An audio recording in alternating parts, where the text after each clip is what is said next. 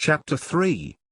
All that Theo knew about Mr. and Mrs. Barker, prior to their first meeting, was that Mr. Barker and Headmaster Fairclough had been at Oxford together in the 1940s and that Mr. Barker was a history don at St. John's. Theo presumed, on this basis, that their two men would be similar, that Mr. Barker, like Fairclough, would be highly intelligent, pompous and patronizing. Theo was surprised, therefore, to discover that the man was not at all as he expected, and even more surprised to hear Mr. Barker freely joke about his old friend as a colonial type and a remnant of a dying era. Mr. Barker was nothing like Fairclough. He was softly spoken and married to a much younger, and very attractive, Italian woman who preferred to be called Isabella rather than Mrs. Barker.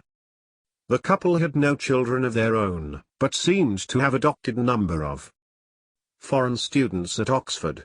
Isabella cooked wonderful meals in a way that reminded Theo of his own mother, while Mr. Barker talked politics like his father. Mr. Barker had visited Nigeria on several occasions, which was what made Theo feel so at home from the beginning. Today, the Barkers were having a drinks party for foreign students at their house on St. Giles. Isabella welcomed Theo with the usual hug and kiss before whisking him through the kitchen and into the garden where everyone else was gathered. Theo felt disappointed that they had to mingle outside rather than inside where it was warmer. But it seemed to Theo that this was the British way. People spent all day talking about the weather, complaining about how cold, damp and miserable it was, until the sun poked its head around the clouds, and then everyone cheered up and started talking about lovely weather. But lovely to Theo could only be warm weather, not this cold, pale orange sun sitting high up there in the sky. He was thinking of an excuse to return indoors when he spotted his friend Bolaji standing next to a striking-looking woman. He had only ever heard of one Nigerian woman at Oxford, so he guessed it must be her, the famously beautiful third-year, Christine. They were talking literature when Theo joined Bolaji's small circle of friends who stood by the back door, which was at least warmer than standing under the apple trees where everyone else had congregated. Bolaji was in the process of arguing that Shakespeare was the greatest author of all time, while others argued for Tolstoy and Homer. As Theo listened, it became obvious that the group knew much more about literature than he did. Even Bolaji was able to roll out an impressive number of literary theorists in support of his position. "What does Christine think?" Theo asked, curious to hear her thoughts, for he knew that she read modern languages. "Poets are the greatest writers," she answered. "And why?" he asked, knowing that the safest way to avoid being questioned himself was to do the asking. He noticed, as Christine talked, that she appeared quite serious, never smiling, despite the fact that the conversation had taken a jocular tone. Theo had heard men say that Christine was arrogant on account of her beauty. Others thought it was the result of her having lived in England for such a long time. It was rumored that both her parents had been to school in England and she had been sent to boarding school as a child. Whatever the reason for Christine's apparent seriousness, Theo was determined to make a good impression on this beautiful woman.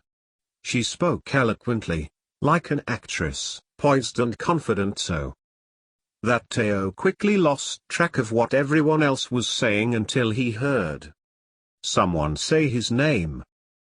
"What do you think, Theo?" "Me?" he replied, stalling for time. "I think, if I had to choose, it would always be Shakespeare, the sonnets," he said, with the sinking feeling that someone would now ask him to say more, to explain or, God forbid, name a favorite sonnet. To avoid further questions, he mentioned in passing that one of his old teachers had been a poet. "Christopher Okigbo was your teacher?" Christine exclaimed. Later that evening Bolaji marveled at Teo's good luck. "Did you see how she lit up when you spoke of Okigbo? She even smiled."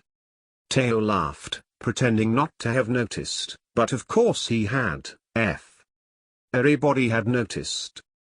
Teo did not see Christine again until they bumped into each other there.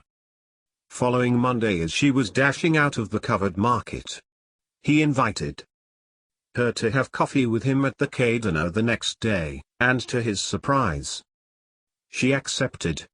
It was all he could do to stop himself from grinning while saying goodbye.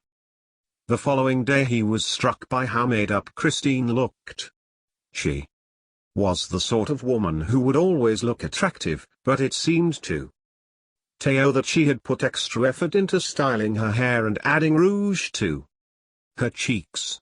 He didn't care for the rouge, finding it artificial, but the fact that she had gone out of her way to look good for him was all that mattered. Perhaps she really did like him, he thought, while she talked again about Okigbo and some of the other new Nigerian authors. He asked her why she was so interested in these writers.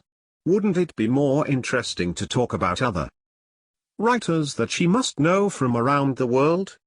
No, she replied, insisting that her knowledge of Nigeria and Nigerian writers was not good enough.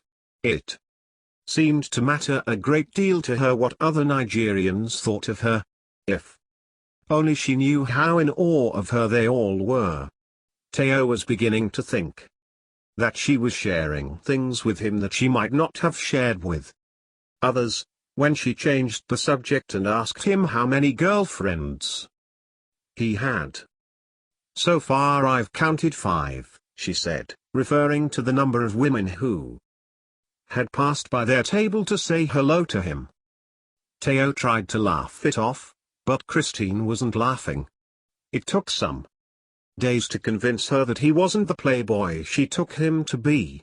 Each time they ran into each other she would find a way of commenting on his female friends, but because she was still talking to him, Teo grew bold again and asked if she would like to come to his rooms for coffee.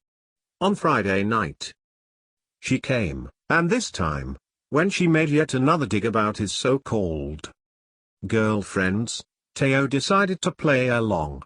Rather than be defensive, he told her all about his teenage fantasies of Indian women and how he used to go to the Lebanese theater in Ibadan to watch Indian films.